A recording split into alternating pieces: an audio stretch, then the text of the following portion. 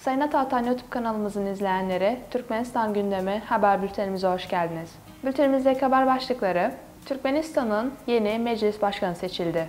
Türkmenistan, Türk Devletleri Teşkilatı ve Türksoy ile işbirliği konularını görüştü.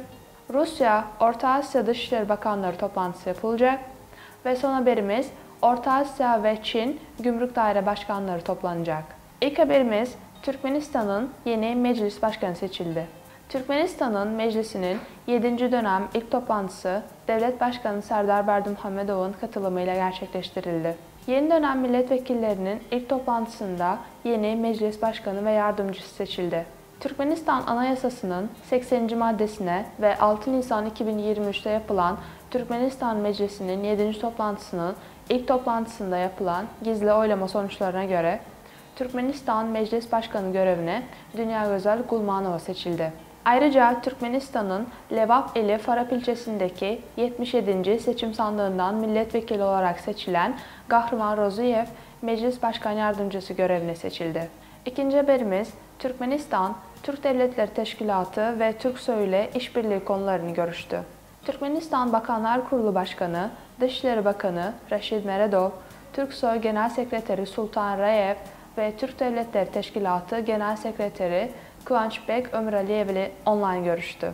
Bakan Meredov'un Türk Devletleri Teşkilatı Genel Sekreteri Ömraliyev ile görüşmesinde Türkmenistan ile Türk Devletleri Örgütü arasında çeşitli alanlarda işbirliğini derinleştirme konuları ele alındı. Türkmenistan'ın Yaşlılar Konseyi, Türkbağ, Türk Ticaret ve Sanayi Odası, Türk Kültür ve Miras Vakfı olmak üzere bu teşkilata bağlı bir dizi uluslararası yapıyla ortaklık yapmakla ilgilendiği vurgulandı.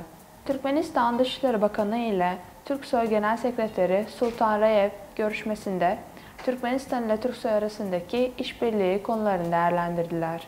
Genel Sekretere 2024 yılının Mahtumbulu Fıraki yılı ve Anev kentinin Türk Dünyası Kültür Başkenti ilan edilmesi için teşekkür ederek ortak etkinliklerin yapılması konusunda görüş alışverişinde bulundular. Taraflar, Uluslararası Türk Kültür Teşkilatı'nın 2023 yılında kuruluşunun 30. yıl dönümünün Türk dünyası için önemine dikkat çektiler. Bu kapsamda Türkmenistan'da Türksoy Kültür Günleri başta olmak üzere örgüte üye ülkelerde bu önemli tarihe denk gelecek şekilde önemli etkinliklerin düzenlenmesi hususuna dikkat edildi. Sıradaki haberimiz, Rusya, Orta Asya Dışişleri Bakanları toplantısı yapılacak. 14 Nisan tarihinde Rusya Dışişleri Bakanı Sergey Lavrov, Rusya ve Orta Asya yani Kazakistan, Kırgızistan, Tacikistan, Türkmenistan ve Özbekistan Dışişleri Bakanlarının Semerkant'ta düzenlenecek 6. toplantısına katılacak. Rusya'nın Dışişleri Bakanlığı'ndan yapılan açıklamaya göre bu toplantıda siyasi, diplomatik, ticari, ekonomik, ulaşım, enerji ve kültürel insani alanlarda altılı işbirliği konularının yanı sıra 14 Ekim 2022 tarihinde Astana'da düzenlenen ilk Rusya-Orta Asya Zirvesi kararlarının uygulanmasına yönelik mekanizmaların da görüşülmesi planlanıyor. Taraflar aynı zamanda bölgesel ve uluslararası gündemdeki güncel meseleler hakkında değerlendirme alışverişinde bulunacak. Rusya Dışişleri Bakanlığı Sözcüsü Maria Zakharova, Rusya Dışişleri Bakanı'nın 14 Nisan tarihinde Semerkant'ta Bağımsız Devletler Topluluğu ülkeleri Dışişleri Bakanları Konseyi toplantısına katılacağını söyledi. Ve son haberimiz, Orta Asya ve Çin Gümrük Daire Başkanları toplanacak.